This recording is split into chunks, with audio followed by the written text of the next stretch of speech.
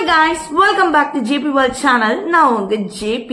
ஒரு பிரைம் மினிஸ்டரே வந்து ஓட்டு கேட்டா கூட மக்கள் வந்து இந்த அளவுக்கு தமிழகத்துல புறக்கணிக்கிறதுக்கான காரணம் என்ன அதை தெரிஞ்சுக்கணும்னு சொன்னா 220 ஆண்டுகள் பழைய ஹிஸ்டரிய நம்ம ரீகால் பண்ணி பார்க்க வேண்டியது இருக்கு. இன்னைக்கு பொலிட்டிக்கல் ஹிஸ்டரி ஆஃப் தமிழ்நாடு பத்தின வீடியோ தான் பார்க்க போறோம். வாங்க வீடியோக்குள்ள போய் தெரிஞ்சுக்கலாம். பிஃபோர் நீங்க ஃபர்ஸ்ட் டைம் இந்த சேனலை பாக்குறீங்கன்னா மறக்காம சப்ஸ்கிரைப் பண்ணி விட்டுட்டு பாருங்க. அதான் எனக்கான ஒரு மோட்டிவேஷனா இருக்கும். வாங்க வீடியோக்குள்ள போலாம்.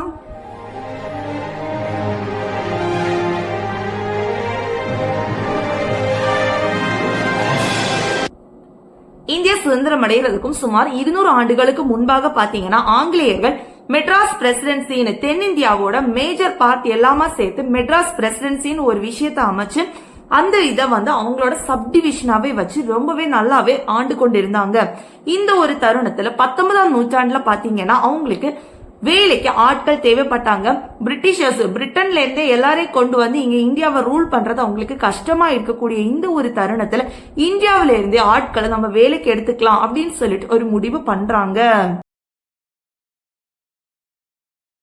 பிரிட்டிஷர்ஸோட இந்த ஒரு ரெக்ரூட்மெண்ட்டுக்கு இந்தியாவில இருந்து பல பேர் அப்ளை பண்றாங்க. பட் பிரிட்டிஷ பொறுத்த வரைக்கும் தமிழ் தெலுங்கு பிராமின்ஸுக்கு தான் அதிக இம்பார்ட்டன்ஸ் கொடுக்கறாங்க. உதாரணமா பாத்தீங்கன்னா 75% தாசில்தார் வந்து தமிழ் தெலுங்கு பிராமின்ஸுக்கு மட்டுமே கொடுக்கப்படுது. அப்போ இருந்த இன்ஜினியரிங் காலேஜ் பொறியியல் பட்ட படிப்புக்கான சீட்டும் பாத்தீங்கன்னா 93% வந்து பிராமின்ஸுக்குமே வழங்கப்படுது. ஆனா இந்த பிராமின்ஸ் பாத்தீங்கன்னா நம்ம மெட்ராஸ் பிரசிடென்சில 3.5% தான் இருந்தாங்கன்னு உள்ளதான் உண்மை. மெட்ராஸ் பிரசிடென்சில 100%த்துல 3.5% பிராமின்ஸுக்கு எல்லா வித சலுகைகளும் கொடுக்கப்படுறது வந்து தமிழ் தலைவர்களால அங்கீகரிக்க முடியல. சோ அவங்க என்ன பண்றாங்கன்னா காங்கிரஸ் லீடர்ஸ்ட வந்து இந்த ஒரு விஷயத்த வந்து கொண்டு போறாங்க. இது ஒரு சொசைட்டல் ப்ராப்ளம், இத அவங்க எடுத்துட்டு போறாங்க. ஆனா காங்கிரஸ் லீடர்ஸ பொறுத்த வரைக்கும் அவங்களுக்கு சுதந்திரம் தான் ஃபர்ஸ்ட் ஒரு பிரையாரிட்டியா இருந்தது. இந்த சொசைட்டல் ப்ராப்ளத்தை பத்தி அவங்க கவலைப்படவே இல்ல. உதாரணமா பாத்தீங்கன்னா 1892ஆம் ஆண்டு காங்கிரஸ் மீட்டிங்ல தமிழ் லீடரா இருக்கக்கூடிய அயோத்திதாஸ் எல்லாருக்கும் முன்னாடி ஒரு டிமாண்ட வைக்கிறாங்க. அது என்னன்னா தாழ்ந்த சாதியா இருக்கக்கூடிய தலித் அவங்களுமே வந்து கோயிலுக்குள்ளால போய் கடவுளை தொழுது கொள்ளணும், இந்த ஒரு விஷயத்தை நம்ம கொண்டு வரணும் அப்படின்னு சொல்லிட்டு வைக்கிறாங்க. இதை கேட்டதுமே காங்கிரஸ் லீடர்ஸ் எல்லாருமே பயங்கரமா சத்தம் போடுறாங்க. அது மட்டும் இல்ல அவங்க தீண்ட தகாதவர்கள், அவங்களுக்கு சிவன் விஷ்ணு போன்ற கடவுள்கள் வேணுமா அப்படின்னு சொல்லிட்டு பயங்கரமா கூச்சல் போடுறாங்க. இப்படி பறந்து விரிந்திருந்த சாதிய வேற்றுமைக்கு எதிராக பாத்தீங்கன்னா நம்மளோட தமிழ் லீடர்ஸ் எல்லாருமா சேர்ந்து நவம்பர் 20 1916ஆம் ஆண்டு நீதி கட்சி ஜஸ்டிஸ் பார்ட்டியை வந்து ஸ்டார்ட் பண்றாங்க. இந்த ஒரு ஜஸ்டிஸ் பார்ட்டி தான் அந்த காலகட்டத்துல காங்கிரஸுக்கு எகெயின்ஸ்டா வந்த ஒரே ஒரு பார்ட்டின்னு சொல்லிட்டு சொல்லலாம். இந்த ஜஸ்டிஸ் பார்ட்டியோட மெயின் விஷயம் என்னன்னா வெறும் பிரிட்டிஷுக்கு எகெயின்ஸ்டா செயல்படுறது மட்டும் இல்ல, காங்கிரஸுக்கு எதிராகவும் செயல்படுறதா. ஏன் அதற்கான காரணம்னா காங்கிரஸ்ல இருந்த மோஸ்ட் ஆஃப் த லீடர்ஸ் எல்லாருமே பிராமணர்கள். அதனாலதான் சாதிய வேறுபாடு காங்கிரஸ் கட்சிக்குள்ளாலேயுமே பிரதிபலிச்சுட்டு இருந்தது. இதுல ஒரு சில தலைவர்கள் வந்து நான் பிராமின்ஸா இருந்தாங்க. அதுல ஒருத்தர் தான் நம்மளோட ஈவே ராமசுவாமி. எல்லாராலையும் பெரியார்னு சொல்லிட்டு அன்போடு அழைக்கக்கூடிய ராமசுவாமி அவர்கள். பிராமணர்களின் ஆதிக்கம் காங்கிரஸ்ல ரொம்பவே அதிகமா இருக்கு அப்படின்னு சொல்லிட்டு 1925ஆம் ஆண்டு பெரியார் காங்கிரஸ்ல இருந்து வெளியேறுவாங்க. 1926ஆம் ஆண்டு சுயமரியாதை இயக்கம் செல்ஃப் ரெஸ்பெக்ட் மூவ்மெண்ட் வந்து தொடங்குவாங்க.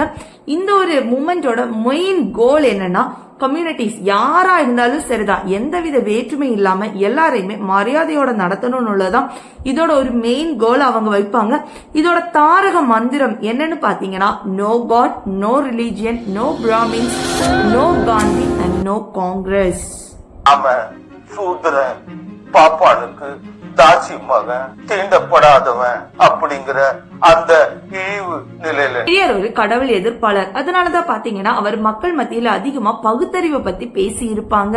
பட் சில விஷயங்களை அவர் எக்ஸ்ட்ரீமா போய் பண்ணி இருப்பாரு. உதாரணமா பாத்தீங்கன்னா ஹிந்து ரிச்சுவல்ஸ் அந்த எழுதி இருக்கக்கூடிய ஸ்கிரிப்சர்ஸ வந்து அழிக்கிறது, எரிக்கிறது, அப்புறமா ராமரோட சிலைய வந்து எரிக்கிறது, கணேசாவோட சிலைய வந்து அழிக்கிறது, இந்த மாதிரி எல்லாம் சில விஷயங்களை பண்ணியிருப்பாங்க. இதுக்கு மேல பாத்தீங்கன்னா பிராமணர்கள் அழிக்கப்பட்டால்தான் இந்த உலகத்துல சாதி அழிக்கப்படும் சொல்லிட்டு பயங்கரமா பேசியும் இருப்பாங்க.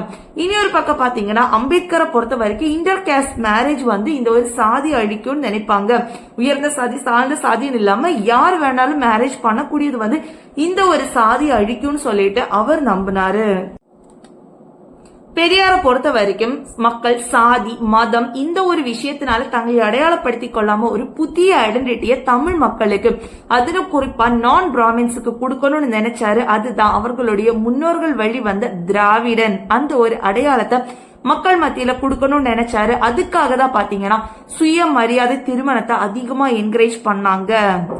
இந்த ஒரு சுயமரியாதை திருமணம் இதன் போது பாத்தீங்கன்னு சொன்னா அங்க வரக்கூடிய நம்பூதிரி வந்து கண்டிப்பா தமிழ தான் அந்த மந்திராச சொல்லணும், காமன் பீப்புளுக்கு புரியக்கூடிய லாங்குவேஜ்ல சொல்லணும், சான்ஸ்கிரிட் யூஸ் பண்ணக்கூடாதுன்னு சொல்லிட்டு பெரியார் தெளிவா சொல்லியிருந்தாங்க.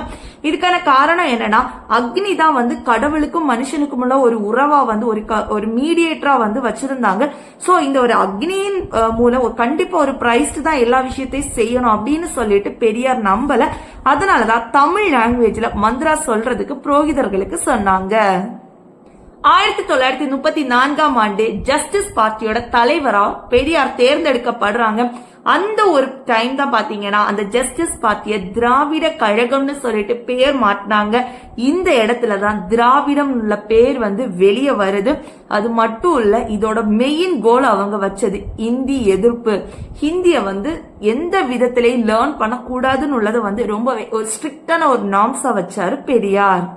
10 ஏப்ரல் 1952ஆம் ஆண்டு ராஜாஜி நம்ம எல்லாராலையும் அழைக்கப்படுற சி ராஜகோபாலாச்சாரியம் அப்போ இருந்த மெட்ராஸ் கவர்னரா இருக்கக்கூடிய ஸ்ரீ பிரகாஷா வந்து சீஃப் மினிஸ்டர் அப்பாயிண்ட் பண்ணுவாங்க. அவர் வந்து எந்த ஒரு எலெக்ஷன்லயுமே வந்து கண்டெஸ்ட் பண்ணியிருக்க மாட்டாரு. அதே நேரத்துல பிரைம் மினிஸ்டர் நேரு கிட்ட அப்ரூவ் வாங்காம மெட்ராஸ் பிரசிடென்சியோட சீஃப் மினிஸ்டரா மாறி இருப்பாரு. இந்த ஒரு டைம் வந்து அவர் ஸ்கூல்ஸ்ல எல்லாத்துலயுமே வந்து ஹிந்திய வந்து பிள்ளைங்களுக்கு டீச் பண்றதுக்கு ஆரம்பிப்பாங்க. இந்த ஒரு விஷயம் தமிழ் ஆக்டிவிஸ்ட் எல்லாருமே வந்து பயங்கரமா கண்டனத்தை வந்து தெரிவிப்பாங்க. எந்த அளவுக்கு தமிழக மக்கள் வந்து ஹிந்தியை எதிர்த்தாங்க அப்படின்னு சொல்றதுக்கு ஒரு எக்ஸாம்பிள் பாத்தீங்கன்னா 1953ஆம் ஆண்டு அப்போ இருந்த சென்ட்ரல் கவர்மெண்ட் கள்ளக்குடிய ராஜஸ்தான்ல இருக்கக்கூடிய ஒரு இண்டஸ்ட்ரியலிஸ்டா இருக்கக்கூடிய ராமகிருஷ்ணா டால்மியா இவரோட பேர்ல டால்மியாபுரம் அப்படின்னு சொல்லிட்டு வைக்கலாம் அப்படின்னு சொல்லிட்டு ஒரு பேர் பலகையை கொண்டு வருவாங்க. இந்த டைம் பாத்தீங்கன்னா ஒரு 29 வயசு இளைஞன் இத பயங்கரமா எதிர்ப்பாங்க. அந்த 29 வயசு இளைஞன் அவரோட கூட மற்ற இளைஞர்களையும் கூட்டிக்கிட்டு கள்ளக்குடி போறாங்க. அங்க போய் பயங்கரமா போராட்டங்களை கையில எடுக்கிறாங்க. இதற்கு எதிரான ஸ்லோகன்ஸ் எல்லாம் பயங்கரமா சொல்றாங்க. இன்னும் அதிகபட்சமா போய் அந்த டால்மியாபுரம்னு சொல்லி இது எழுதி இருக்கக்கூடிய அந்த பலகையில வந்து பிளாக் பெயிண்ட வரைக்கும் அடிச்சு வைக்கிறாங்க. இன்னும் ரயில்வே தண்டவாளத்துல போய் உட்கார்ந்து ட்ரெயினை வந்து ஓட்ட விடாதபடிக்கு பயங்கரமான போராட்டங்களை கையில எடுக்கிறாங்க. இதன் விளைவா போலீஸ் அவரை அரெஸ்ட் பண்ணி ஜெயிலையும் அடைக்கிறாங்க. சிறையிலிருந்து வெளியே வந்த அந்த ஒரு இளைஞர் ஒரு மிகப்பெரிய அரசியல் லீடரா வந்து உருவெடுக்கிறாங்க. அந்த பர்சன் யாருன்னு திருவாரூர் தொகுதியில் திமுக தலைவர் கருணாநிதி மீண்டும் வெற்றி பெற்றுள்ளார். ஒரு பக்கம் பெரியாருடைய சிந்தனைகள் மக்கள் மத்தியில பரவலா சென்று சேரக்கூடிய இந்த ஒரு நேரத்துல பெரியார்னு சொல்லக்கூடிய அந்த ஒரு தனி நபருடைய அடையாளம் கொஞ்சம் கொஞ்சமா குறைய ஆரம்பிச்சது. அதற்கான காரணம் என்னன்னு பாத்தீங்கன்னா 1949ஆம் ஆண்டு பெரியாருக்கு உற்ற துணையா இருந்தவங்க தான் CN அண்ணாதுரை. இது தமிழ்நாட்டுல இருந்த எல்லாருக்குமே தெரியும். இவர் பெரியாரோட திராவிட கழகத்துல இருந்தவங்க தான். அவரு அந்த கட்சியில இருந்து அவருடைய ஃபாலோவர்ஸ் கொஞ்சம் பேரோட வெளியே வருவாங்க. அதற்கான காரணம் என்னன்னு சொன்னா பெரியார் அவரை விட ரொம்பவே இளம் பெண்ணா இருக்கக்கூடிய அன்னை ஈவிஆர் மணியம்மாளை திருமணம் செய்து கொள்ளுவாங்க. திருமணம் செய்ததோட பாத்தீங்கன்னா கட்சியுடைய தலைமை பொறுப்பை அவங்களிடமே ஒப்படைப்பாங்க. இது கட்சியில இருந்த மூத்த தலைவர்களுக்கு அதிருப்தியை உண்டு பண்ணுது. அவதுல ஒருத்தங்க தான் CN அண்ணாதுரை. அவரும் அவருடைய ஃபாலோவர்ஸும் அந்த கட்சியை விட்டு வெளியே வந்து ஒரு புதிய கட்சியை உருவாக்குவாங்க. அதுதான் திராவிட முன்னேற்ற கழகம். பெரியார் மாதிரி தான் CN அண்ணாதுரையும் மத்திய அரசு தமிழர்களை வஞ்சிக்கிறதா, தமிழர்களுடைய கோரிக்கைகளை நிராகரிக்கிறதா உணர்ந்தாங்க. அதனாலதான் 1969 நடந்த ராஜ்யசபா காரசாரமான ஒரு சொற்போர்ல பாத்தீங்கன்னா, நீங்க தமிழர்களை நிறைய வாட்டி இக்னோர் பண்ணிட்டீங்க, நெக்லெக்ட் பண்ணிட்டீங்க அப்படின்னு சொல்லிட்டு சொன்னது மட்டும் இல்லாம எங்களுக்குன்னு ஒரு தனி நாடு வேணும், அதன் பெயர் தான் திராவிட நாடுன்னு ஒரு ஐடியாவை ப்ரொபோஸ் பண்றாரு. அஸ் யூஷுவல் இந்த ஒரு திராவிட நாடு டிமாண்ட் வந்து கண்டிப்பா அது பெரியாருடையதுதான். ஆனா 2 காரியங்களால அது மிகப்பெரிய தோல்வியில முடியுது. அதுக்கான காரணம் என்னன்னு இப்ப பாக்கலாம். ஃபர்ஸ்ட் ரீசன் என்னன்னு பாத்தீங்கன்னா, திராவிட நாடுன்னு சொல்லக்கூடியது தமிழ் மொழி பேசக்கூடிய எல்லார் மத்தியிலே சென்று சேர்ந்துன்னு சொல்லலாம். அதே நேரத்துல சவுத் இந்தியால இருக்கக்கூடிய மலையாளம், கன்னடா, தெலுங்கு இந்த மாதிரி மொழிகள் பேசக்கூடிய மக்கள் மத்தியில இந்த ஒரு திராவிட நாடு ஐடியா வந்து சென்று சேரவே இல்லை. இதனாலதான் இந்த ஒரு திராவிட நாடு கொள்கை வந்து ஃபெயில் ஆச்சுன்னு சொல்லலாம். இதுதான் ஃபேக்ட் நம்பர் 1. ரெண்டாவது முக்கியமான ரீசன் என்னன்னு பாத்தீங்கன்னா, ஜவஹர்லால் நேரு ஒரு சட்டத்தை கொண்டு வருவாங்க. அந்த சட்டத்தின்படி இந்தியாவில இருந்து ஒரு சில பகுதியை வந்து ஒரு தனி நபரோ இல்ல ஒரு பொலிட்டிக்கல் பார்ட்டியோ பிரிக்கணும் அப்படின்னு சொல்லிட்டு முற்பட்டாங்கன்னு சொன்னா அவங்கள பேன் பண்றதா அந்த ஒரு சட்டம். இந்த சட்டம் மறுபடியும் தமிழ் லீடர்ஸ், தமிழ் தலைவர்களுக்கு நடுவுல வந்து சென்ட்ரல் கவர்மெண்ட் தமிழர்களுக்கு எதிராக ஆட்சி பண்ணுது அப்படின்னு சொல்லிட்டு ஒரு எண்ணத்தை உருவாக்குச்சு. இது மட்டும் இல்ல, 1976 1991 தமிழ்நாட்டுக்கு ஜனாதிபதி ஆட்சி, பிரசிடென்ட்ஸ் ரூல்ஸ் இம்ப்ளிமெண்ட் பண்ணது இந்த ஒரு விஷயத்தை உறுதிப்படுத்துச்சு. இந்த ஒரு காரணத்தினால பாத்தீங்கன்னா 1967 காங்கிரஸோட ஓட் பேங்க் 41% தமிழ்நாட்டுல இருந்தது. 2021 வெறும் 4% குறைய ஆரம்பிச்சுது. காங்கிரஸ் கவர்மெண்ட் மேல மக்கள் கொண்டிருந்த இந்த ஒரு அதிருப்தி காரணமா பாத்தீங்கன்னா தமிழ்நாட்டுல மாநில கட்சிகள் பெரிய அளவுல வளர்றதுக்கு உறுதுணையா இருந்ததுன்னு சொல்லலாம். அதுல ஒரு கட்சி தான் பாத்தீங்கன்னா நம்மளோட பாப்புலர் ஆக்டரா இருக்கக்கூடிய எம்ஜிஆர் உருவாக்குன அண்ணா திராவிட முன்னேற்ற கழகம், AIDMK, அதிமுக அண்ட் இனி ஒன்னு DMK, திராவிட முன்னேற்ற கழகம். இந்திய அளவுல என்னதான் நடந்தாலும் சரிதான், தமிழ்நாடு பொறுத்த வரைக்கும் இவங்க 2 பேர்ல யாரு பவர்ஃபுல்னு ப்ரூவ் பண்ற மாதிரி ஒரு பெரிய ஒரு அரசியல் போர் நம்ம தமிழ்நாட்டுல உருவாச்சுன்னு சொல்லலாம். கிட்டத்தட்ட 70 ஆண்டுகளா இந்த ஒரு போர் இன்னைக்கு நடந்துட்டு இருக்கு. இதுல ஒரு சிறப்பான ஒரு அம்சம் என்னன்னு பாத்தீங்கன்னா, இவங்க 2 கட்சிகளும் ஃபாலோ பண்ற ஐடியாஸ் வந்து ஒண்ணுதான், திராவிடம், பெரியாருடைய கொள்கைகள் தான் இன்னைக்குமே அது இந்த காலத்துக்கு ஏத்த மாதிரியான ஒரு கொள்கையா அது இருக்குன்னுள்ளதான் இதோட ஒரு சிறப்பம்சமா இருக்கு. இதுதான் தமிழ்நாடு பொலிட்டிக்கல் ஹிஸ்டரியோட ஒரு ஓவர்வியூ அப்படின்னு சொல்லக்கூடியது. இந்த டைம் பாத்தீங்கன்னா பிஜேபி, பாரதிய ஜனதா பார்ட்டி அது என்னது, அதோட பிரின்சிபிள்ஸ் என்னது, எதனால தமிழகத்துல இவ்வளவு பெரிய ஒரு டிராபேக் அவங்க ஃபேஸ் பண்றாங்க, தமிழ்நாடுக்கும் அவங்களோட ஐடியாலஜிக்கும் என்ன விஷயங்கள் இருக்கு, அதை இன்னும் ஒரு 5 மினிட்ஸ்ல டிஸ்கஸ் பண்ணலாம்.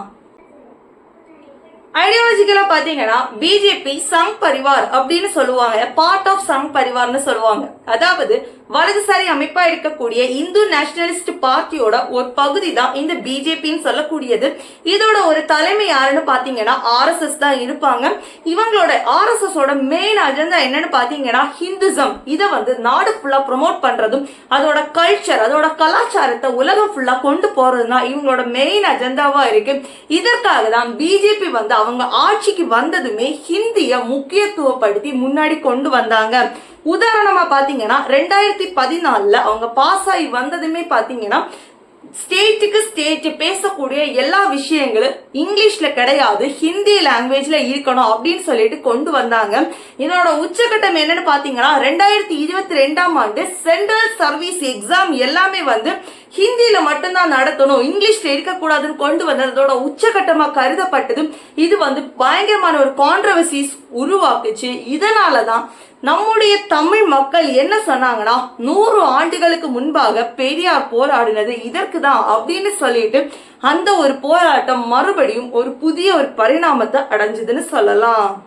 இதை தொடர்ந்து பாத்தீங்கன்னா பிஜேபி லாங்குவேஜஸ், மொழிகளுக்கு அதிக முக்கியத்துவம் கொடுக்கறாங்க, அதன் மூலம் அவங்களுடைய கருத்துக்களை திணிக்கிறாங்க அப்படின்னு சொல்லிட்டு ஒரு விஷயம் முன்வைக்கப்பட்டது. உதாரணமா பாத்தீங்கன்னா சமஸ்கிருத மொழிய மக்கள் மத்தியில பிரபலமடைய செய்யறதுக்காக thousands of crore வந்து செலவு பண்ணாங்க. அதே நேரம் செம்மொழின்னு சொல்லக்கூடிய தமிழ், தெலுங்கு, கன்னடா, ஒடியா, மலையாளம் இந்த மொழிகளுக்கு அந்த அளவுக்கு பினான்சியல் சப்போர்ட் சென்ட்ரல் கவர்மெண்ட் கொடுக்கவே இல்லை. இன்னும் தமிழர்கள் பிஜேபி கவர்மெண்ட் சென்ட்ரல் கவர்மெண்டா இருக்கும்போது தமிழர்களை நிராகரிக்கிறதா நினைக்கிறாங்க. அதற்கான காரணங்கள் பல. அதைத்தான் இப்ப நம்ம பார்க்க போறோம். கடந்த 2014ஆம் ஆண்டு தமிழர்களோட வீர விளையாட்டா கருதப்படுற ஜல்லிக்கட்டுவை சுப்ரீம் கோர்ட் பேன் பண்ணாங்க. அதற்காக நிறைய போராட்டங்கள் எழுந்த போதும் சுப்ரீம் கோர்ட்டோட இந்த ஒரு ஜட்ஜ்மெண்ட்டை தக்க வைக்கணும்னு சொல்லிட்டு சென்ட்ரல் கவர்மெண்ட் ரொம்பவே கஷ்டப்பட்டதா சொல்லப்படுது. அப்படி இருந்தும் சுப்ரீம் கோர்ட் அவங்களாவே அந்த ஒரு ஆர்டரை ரிமூவ் பண்ணுவாங்க.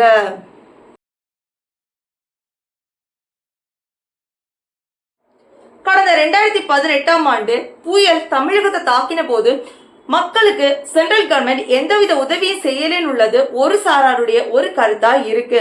அதே நேரத்துல 2020ஆம் ஆண்டு டெல்லியில போய் நம்முடைய தமிழக ஃபார்மர்ஸ் ரொம்பவே ப்ரொடெஸ்ட் பண்ணாங்க, போராடி பார்த்தாங்க. பிரைம் மினிஸ்டர் மோடியை பார்த்தா எப்படியாவது இந்த ஒரு விஷயங்களுக்கு சீக்கிரமா ரிலீஃப் கிடைக்கும் அப்படின்னு சொல்லிட்டு பயங்கரமா போராடி பார்த்தாங்க. எட் சென்ட்ரல் கவர்மெண்ட் டெல்லியில இருந்த பிறகு கூட மோடி போய் அவங்களுடைய குறைகளை விசாரிக்கவே இல்லை. இது தமிழர்களுக்கு, தமிழ் விவசாயிகளுக்கு எதிராக பிஜேபி கவர்மெண்டோட ஒரு நடத்தையை காமிச்சது. இந்த ஒரு விவசாயிகள் போராட்டத்தை பத்தி 40 வயதான கணேசன் சொல்லும்போது சொன்னாரு, பிஎம்முக்கு மேரேஜ் ஃபங்க்ஷன் அட்டென்ட் பண்றதுக்கு டைம் இருக்கு, பெரிய பெரிய ஸ்டார்ஸோட ஸ்பெண்ட் பண்றதுக்கு டைம் இருக்கு. பட் விவசாயிகளை டெல்லியில ஒரு நிமிஷம் எங்களுடைய குறைகளை கேட்கறதுக்கு டைம் இல்லைன்னு சொல்லிட்டு அவருடைய வேதனையை தெரிவிச்சிருந்தாரு. அது மட்டும் இல்ல, தண்ணி வந்த போது பெரிய அளவுல மினிஸ்டர்ஸ் பார்த்தாலும் நம்ம தமிழகத்துக்கு தேவையான நிதியை அவங்க கொடுக்கவே இல்லை. இன்னும் அது ஒரு பிச்சை காசுன்னு சொல்லிட்டு நம்ம நிர்மலா சீதாராமன் சொன்னது மிகப்பெரிய கோபத்தை தமிழ் மக்களுக்கு இடையில கொண்டு வந்திருக்கு. இது எல்லாமே ஆன்டி பிஜேபியோட கான்செப்டுக்கு வலு சேர்க்கிறதா அமைந்திருக்கு. ஃபைனலா பிஜேபிக்கு தமிழ்நாடு ஒரு கனவா மாறினதுக்கான மெயின் ரீசன் என்ன? தமிழக மக்கள் பிஜேபியை நிராகரிக்கிறதுக்கான ரீசன் என்னன்னா கேஸ்டிசம். எஸ், தமிழக மக்களை பொறுத்த வரைக்கும் சாதிக்கு எந்த ஒரு முக்கியத்துவமும் கொடுக்க மாட்டாங்க. ஏற்கனவே பெரியார் போன்ற தலைவர்களால இந்த ஒரு சாதிய வேற்றுமை ஒழிக்கப்பட்டதா நம்புறாங்க. இது பார்ட் 1 வீடியோல இருக்கு, பார்க்காதவங்க அதை பார்த்துக்கோங்க. பிஜேபியில் என்னடா கேஸ்டிசம் இருக்கு நீங்க கேட்டீங்கன்னு சொன்னா, பிஜேபியில் இருக்கக்கூடிய 65% தலைவர்கள் எல்லாருமே அப்பர் கேஸ்ட சேர்ந்தவங்க. இந்த ஒரு விஷயம் தமிழகத்துல எப்ப பூதகரமாச்சுன்னு பாத்தீங்கன்னா செப்டம்பர் 1, 2017 யாருமே மறந்திருக்க மாட்டோம்.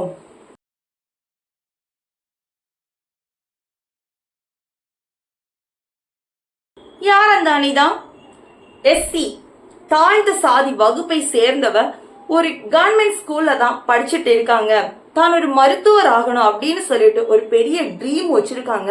அதற்காக கடினமா உழைக்கிறாங்க, நன்றாக படிக்கிறாங்க. 1172 1200க்கு ஸ்கோர் பண்றாங்க. எப்படியும் தனக்கு ஒரு மெடிக்கல் சீட்டு கிடைக்கும் சொல்லிட்டு பயங்கரமா ஆர்வமா எதிர்பார்த்து இருக்கிறாங்க. இதுதான் தமிழ்நாடு. தாழ்ந்த சாதி ஆனாலும் சரிதான், அவங்க நன்றாக படிச்சாங்கன்னா பெரிய இடங்களுக்கு போகலாம் அப்படின்னு உள்ள ஸ்கோப் தமிழகத்துல இருக்குன்னு சொன்னா அதற்கான காரணங்கள் பல. அதுதான் நம்முடைய முன்னோர்களா இருக்கக்கூடிய நம்முடைய தமிழ் லீடர்ஸ் நமக்கு பெற்று தந்த ஒரு வாய்ப்பு. அது என்னன்னு உள்ளத பார்ட் 1 வீடியோல சொல்லியிருக்கேன், மறக்காம பாத்துக்கோங்க. அனிதா 1172 மதிப்பெண் பெற்று எப்படி மெடிக்கல் சீட்டு கிடைக்கும்னு சொல்லிட்டு இருக்கக்கூடிய இந்த நேரத்துலதான் BJP government NEET exam pass பண்ணாதான் அவங்களுக்கு மெடிக்கல் சீட் கிடைக்கும்னு சொல்லிட்டு ஒரு பெரிய பூகம்பத்தை கொண்டு வராங்க. இது தமிழ்நாடு மட்டும் இல்ல, மகாராஷ்டிரா, உத்தரப்பிரதேஷ், ஆந்திர பிரதேஷ் போன்ற பல மாநிலங்கள்ல பெரிய ஒரு ப்ராப்ளமா இருக்கு. அதுக்கான காரணம் என்னன்னா, சிபிஎஸ்இ படிச்சவங்களுக்கு நீட் எக்ஸாம் பாஸ் பண்றது ஈஸியா இருக்கு. பட் ஸ்டேட் போர்ட்ல படிக்கிறவங்களுக்கு அந்த அளவுக்கு அதை பாஸ் பண்ண முடியல. அதனால பல ஏழை மாணவர்கள் இதனால பாதிக்கப்படுறாங்க. அவங்க ஒரு லெவலுக்கு மேல எந்த ஒரு துறையும் அச்சீவ் பண்ண முடியாத ஒரு சூழ்நிலை உருவாகுது. அது மட்டும் இல்ல, நீட்டுக்கான கோச்சிங் கிளாஸஸோட பிரைஸும் ரொம்பவே ஜாஸ்தி இருக்கு. அது ஒரு சாதாரண குடும்பத்துல வரவங்களால அஃபோர்ட் பண்ண முடியல. அதே மாதிரிதான் அனிதாவோட அப்பாவாலையும் அதை அஃபோர்ட் பண்ண முடியல. அந்த காரணத்தினால அவங்க நீட் எக்ஸாம் எழுதுறாங்க, எக்ஸாம்ல ஃபெயில் ஆகுறாங்க. சுப்ரீம் கோர்ட்ல இந்த ஒரு எக்ஸாம டிஸ்மிஸ் பண்ணணும்னு சொல்லிட்டு ஒரு அப்பீல் போடுறாங்க. பட் அதுவுமே டிஸ்மிஸ் பண்ணப்படுது. வேற வழி இல்லாத தன்னால டாக்டர் ஆக முடியல, இவ்வளவு படிச்சும் டாக்டர் ஆக முடியல அப்படின்னு உள்ள விரக்தியில அனிதா அவங்களோட ஒரு வாழ்க்கையை அவங்களே முடிச்சுக்கிறாங்க. இந்த ஒரு விஷயம் தமிழக மக்கள் மத்தியில மிகப்பெரிய ஒரு பூதகரமா வெடிக்குது. பிஜேபி கவர்மெண்ட் அவங்களுக்கு சப்போர்ட்டிவான ஒரு கவர்மெண்ட் இல்லைன்னு உள்ள ஒரு ஃபீல் எல்லா தமிழர்கள் மத்தியிலும் எழ ஆரம்பிக்குது. இதனுடைய விளைவா பாத்தீங்கன்னா PM மோடியோட உருவ சிலைய வரைக்கும் எரித்து அவங்களுடைய கண்டனத்தை வெளிப்படுத்தினாங்க. அதுவே இனியொரு பக்கம் பாத்தீங்கன்னா பிஜேபி லீடர்ஸுக்கு காமனா ஒரு ஐடியாலஜி கிடையாது. அவங்களுடைய கருத்து சந்தர்ப்பத்துக்கு ஏத்த மாதிரி பேசுறாங்க அப்படின்னு உள்ள கருத்து பயங்கரமா வலிக்க ஆரம்பிக்குது.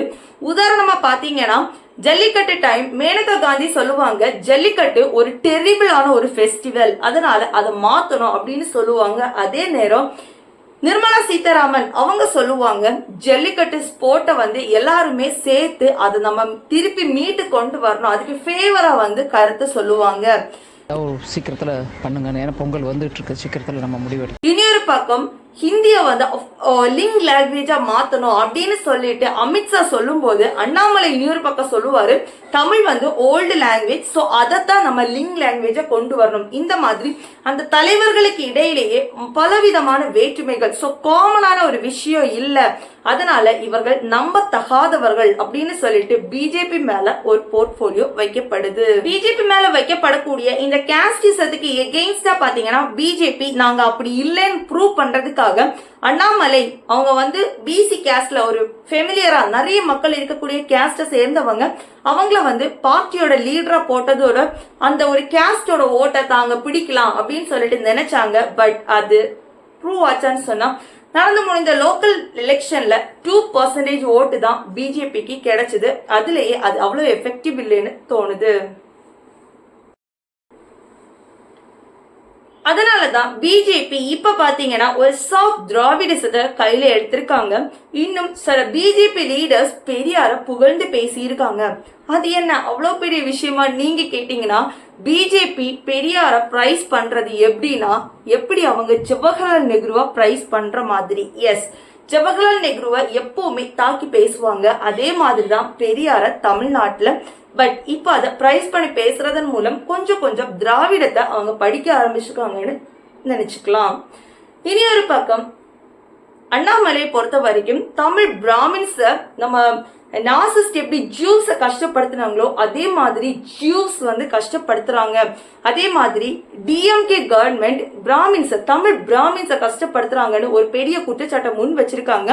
ஆக்சுவலி இதோட ஃபேக்ட் என்னன்னு பாத்தீங்கன்னா, கொஞ்சம் தமிழ் பிராமின்ஸை டிஎம்கே ரூலர்ஸ் கொஞ்சம் அவங்கள ஒதுக்கி வைக்கிறது உண்மைதான். ஆனா இந்த ஜீவ்ஸ் கூட கம்பேர் பண்ணது உண்மையிலே அந்த அளவுக்கு இங்க எதுவுமே நடக்கல. இந்த ஒரு விஷயம்தான் தமிழ்நாடு எப்பவுமே பிஜேபிக்கு ஒரு கனவா இருக்கு. ஏன்னா சின்ன விஷயத்த பயங்கர எக்ஸாகரேட் பண்றாங்க. இந்த ஒரு விஷயம் தமிழ் மக்களுக்கு பிடிக்கலன்னு சொல்லலாம். அப்புறம் மெயினான இன்னொரு விஷயம் என்னன்னு பாத்தீங்கன்னா, அவங்களுக்கு மாநிலத்துக்குன்னு சொல்லிட்டு எந்த வித ஒரு கொள்கைகளும் கிடையாது. அவங்க சொல்லும்போது சொல்றது என்னது, மோடி அமித்ஷா சொல்றது நாங்க இங்க நிறைவேற்றுவோம். அவங்களுக்குன்னு சொல்லிட்டு ஒரு கொள்கைகள் கிடையாது. இப்போ ஹிந்தி, ஹிந்துத்துவா, இந்து இந்த கொள்கை ராஜஸ்தான், யூபி, பீகார்ல செட் ஆகும். தமிழகத்துக்கு அது செட் ஆகாது. இந்த கொள்கைகளை பிஜேபி எப்ப மாத்தி தமிழகத்துக்குன்னு கொள்கைகளை வகுத்து ஓரளவுக்கு அவங்க ரூல் பண்ண ஆரம்பிக்கும் போது கண்டிப்பா பிஜேபியோட ஒரு வெற்றி தமிழகத்துல இருக்க வாய்ப்புகள் இருக்கு. அது வரைக்கும் திராவிட கட்சிகள் அந்த இடத்தை விட்டு கொடுக்க மாட்டாங்க. பிகாஸ் திராவிட கட்சிகள் ரொம்ப அவங்க நினைச்சதை விடவுமே ரொம்ப ஃபார் பெட்டரா தமிழ்நாடு ஆண்டுட்டு இருக்காங்க. அது எப்படி ஆண்டிருக்காங்கன்னு உள்ளதை பார்ட் 3 வீடியோல பார்க்கலாம். அதை நீங்க தெரிஞ்சுக்கணும்னா மறக்காம சேனலை சப்ஸ்கிரைப் பண்ணி வச்சுக்கோங்க. இந்த ஒரு வீடியோ பத்தின கமெண்ட மறக்காம கமெண்ட் செக்ஷன்ல சொல்லுங்க. வீடியோ பிடிச்சா லைக் பண்ணி சப்ஸ்கிரைப் பண்ணி சப்போர்ட் பண்ணுங்க. தேங்க்யூ. வரலாறு முக்கியம் பிகில ஷேர் பண்ணுங்க. Bye, take care, see you.